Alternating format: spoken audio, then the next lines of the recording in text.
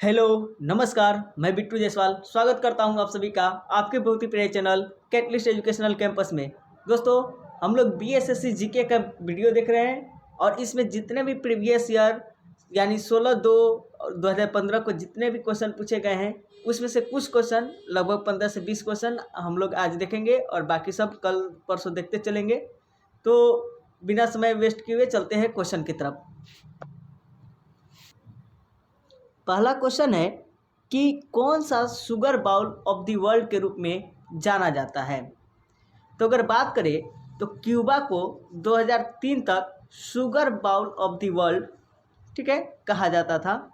जिस वर्ष उसके सरकार ने कृषि क्षेत्र में चीनी का महत्व कम करने और अन्य उत्पाद को ध्यान केंद्रित करने का निर्णय लिया था।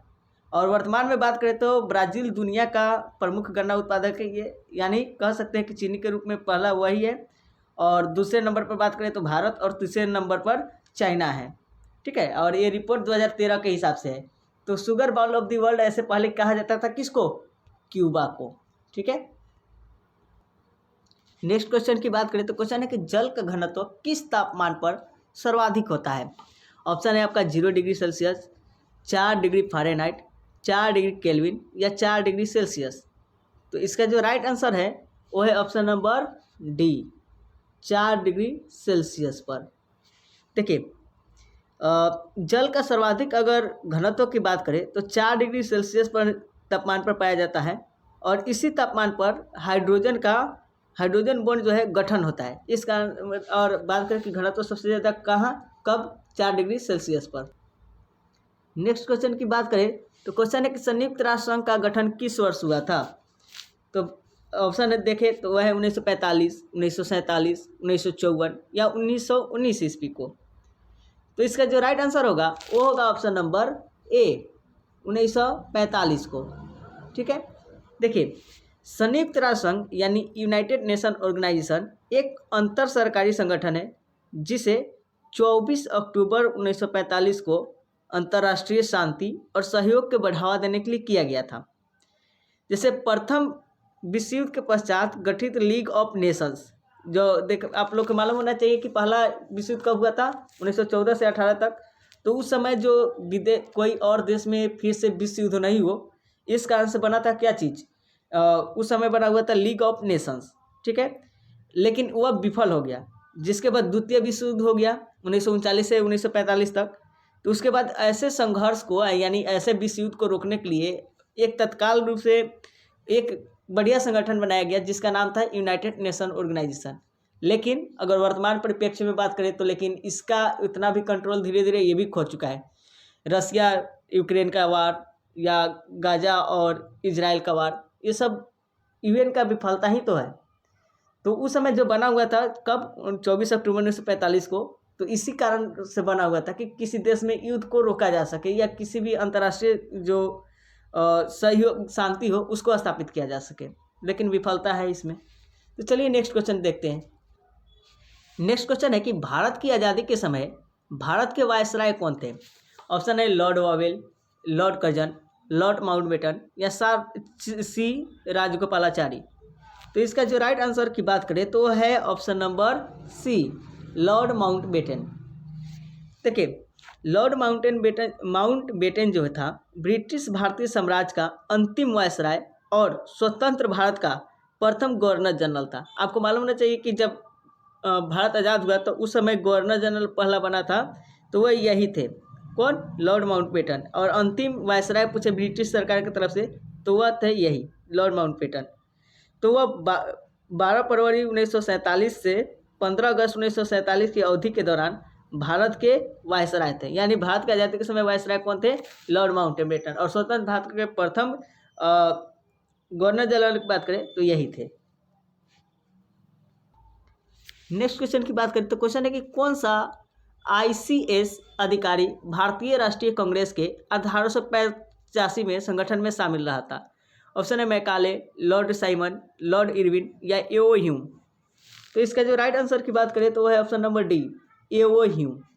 देखिए, एओ ह्यूम जो था यह ब्रिटिश भारत में एक स्कॉटलैंड के थे, स्कॉटिश सिविल सेवक राजनीतिक शोध परीक्षक, पक्षी विज्ञानी और हॉर्टिकल्चरिस्ट थे।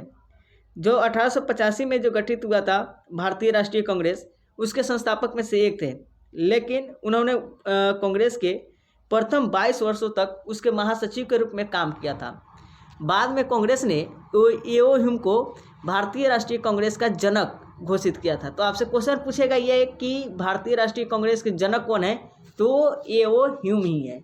ठीक है, कहाँ के थे? स्कॉटलैंड के। नेक्स्ट क्वेश्चन की बात करें तो क्वेश्चन है कि म्यांमार की राजधानी कहाँ है? ऑप्शन है यांगोन, मंडाले, नेपिदाओ या कोचिन। तो इसका जो राइट आंसर की बात करें तो वह है ऑप्शन नंबर सी, नेपिदाओ। म्यांमार जो है यह बर्मा की वर्तमान राजधानी नेपिदाओ है, और जो कि मार्च 2006 में म्यांमार की राजधानी यांगोन से 320 किलोमीटर दूर ले जाया गया और उसे नेपिदाओ नाम दिया गया है। नेक्स्ट क्वेश्चन है कि तमस उपन्यास के लेखक कौन है? तो बात करें तो इसका राइट आंसर है वो है option number A, Bhisham Sahni. Tamas जो है इसका अर्थ होता है अंधकार, ठीक है, और भीष्म सहनी का यह प्रसिद्ध उपन्यास है, और इस उपन्यास में उन्होंने विभाजन के परिणाम स्वरूप भारत में सिख और हिंदू परिवारों की दुर्दशा का उजागर किया था। ठीक है, और भीष्म सहनी को तमस के लिए 1975 में साहित्य अकादमी पुरस्कार भी मिला हुआ था। नेक्स्ट क्वेश्चन बात करें कि आंग सान सू जो कि एक नेता थी, यह किस देश से संबंधित रखती थी? तो इसका ज़्यादा उतना इम्पोर्टेंट है नहीं अभी फिलहाल के समय, इसका म्यांमार की हो जाएगी। ठीक है, नेक्स्ट क्वेश्चन की बात करें तो क्वेश्चन है कि भारत की आज़ादी के समय इंग्लैंड के प्रधानमंत्री कौन थे? तो अगर इसका राइट आंसर की बात करें तो वो है ऑप्शन नंबर सी, क्लीमेंट एटली। आपको ये मालूम होना चाहिए, ये बहुत नॉर्मल क्वेश्चन है, बहुत आसान क्वेश्चन। जो क्लेमेंट एटली है यह 1945 से 1951 के मध्य ब्रिटेन के प्रधानमंत्री थे, और भारत को स्वतंत्रता प्राप्त होने के समय वह ब्रिटेन के श्रमिक दल यानी लेबर पार्टी के प्रधानमंत्री थे, और इन्होंने ही भारत की आज़ादी के समय यह इंग्लैंड के प्रधानमंत्री थे। नेक्स्ट क्वेश्चन की बात करें तो क्वेश्चन है कि भारत और चीन के बीच पंचशील समझौता कब हस्ताक्षर हुआ था? तो इसका जो राइट आंसर की बात करें तो वह है ऑप्शन नंबर सी, 1954 में। देखिए, मानव कल्याण तथा विश्व शांति के आदर्शों की स्थापना के लिए विभिन्न राजनीतिक, सामाजिक तथा आर्थिक व्यवस्था वाले देशों में पारस्परिक सहयोग और पांच आधारभूत जो है सिद्धांत को पंचशील कहते हैं। तो 29 अप्रैल 1954 को तिब्बत संबंधित भारत चीन व्यवस्था जो समझौता है, इसमें सर्वप्रथम इन सिद्धांतों का आधारभूत मानकर संधि की गई, मगर 1962 में चीन के साथ हुए युद्ध में इस संधि के मूल भावना को काफ़ी चोट पहुंची थी। और पंचशील, एक और बात करें कि पंचशील के समझौता पर कौन हस्ताक्षर किया था? तो भारत के तरफ से प्रधानमंत्री जवाहरलाल नेहरू, और उनके जो अगर चाइना के प्रधानमंत्री की बात करें उस समय तो चाउ एन लाई ने। किसने? चाउ एन लाई ने। ठीक, नेक्स्ट क्वेश्चन की बात करें तो क्वेश्चन है कि भारत में हरित क्रांति के जनक कौन है? तो आपको ये क्वेश्चन तो मालूम ही होगा, बहुत आसान क्वेश्चन। हाल फिलहाल में इनका निधन हुआ है, तो आप लोगों को मालूम भी होना चाहिए। तो भारतीय हरित क्रांति के जनक कौन है?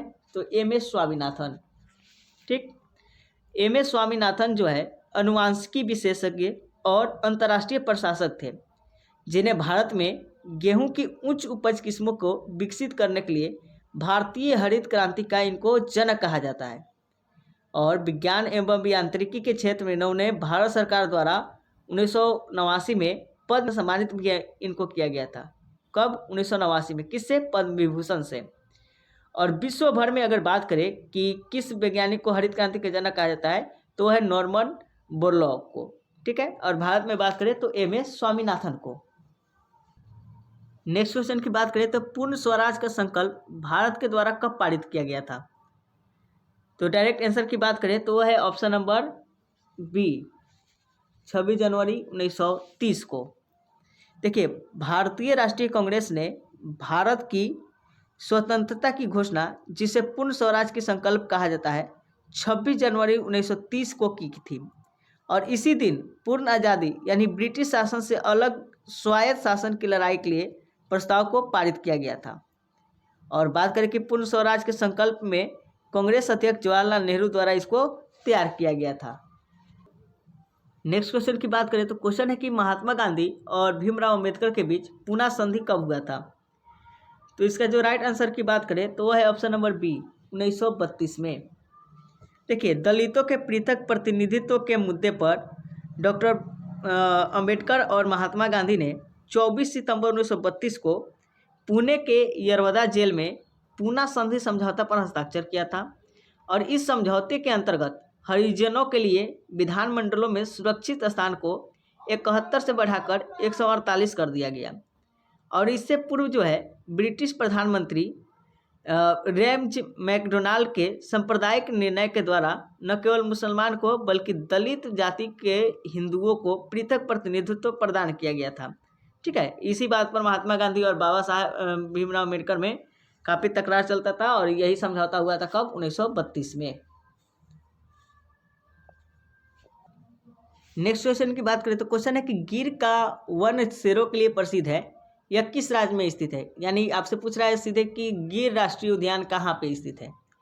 तो इसका जो राइट आंसर है, गिर आप लोगों को बताए भी थे, गिर जो है गुजरात में स्थित है। ठीक है, तो गिर के वन गुजरात राज्य के सोमनाथ, जूनागढ़ और अमरेली जिलों के निकट स्थित है और गिर वन राष्ट्रीय उद्यान में बाघ को संरक्षित किया गया है और जो एशियाई बब्बर शेर के लिए प्रसिद्ध है। ठीक है, नेक्स्ट क्वेश्चन की बात करें तो क्वेश्चन है कि प्रसिद्ध पेंटर राजा रवि वर्मा किस रियासत से जुड़े थे। तो इसका जो राइट आंसर है वो है ऑप्शन नंबर ए त्रावणकोर। राजा रवि वर्मा भारत के त्रावणकोर रियासत के विख्यात चित्रकार थे। उन्होंने भारतीय साहित्य और संस्कृति के पात्रों का चित्रण किया था। उनके चित्रों में सबसे बड़ी विशेषता जो है हिंदू महाकाव्य और धर्म ग्रंथों पर बनाए गए चित्र है। नेक्स्ट क्वेश्चन की बात करें तो क्वेश्चन है कि बिहार में बहने वाली 4 नदियों में किसका उद्गम जो है वो अमरकंटक में है। तो इसका जो राइट आंसर की बात करें तो है ऑप्शन नंबर बी सोन। देखिए, मध्य प्रदेश के अनूपपुर जिले में स्थित अमरकंटक जो है भारत की 2 प्रमुख नदी है, नर्मदा और सोन का उद्गम स्थल है। जैसे सोन नदी जो है अमरकंटक से निकलकर उत्तर प्रदेश, झारखंड के पहाड़ियों से गुजरते हुए बिहार के वैशाली जिले के सोनपुर में जाकर गंगा नदी में मिल जाती है। ठीक है, सोन नदी कहाँ मिलती है? गंगा में मिलती है। कहाँ पे? वैशाली जिले के सोनपुर में। और अभी आप लोग को मालूम है सोनपुर मेला लगा हुआ है, तो ये बिहार की एक प्रमुख नदी है सोन नदी। गंगा और सोन के नदी के संगम के स्थल है उसमें सोनपुर में एशिया का सबसे बड़ा सोनपुर पशु मेला लगता है। ठीक है, तो रहने देते हैं आज के लिए इतना ही। अगर वीडियो अच्छी लगी तो वीडियो को लाइक और शेयर जरूर कर दीजिएगा और चैनल पर नए आए हैं तो चैनल को सब्सक्राइब कर लीजिए। Bye, take care.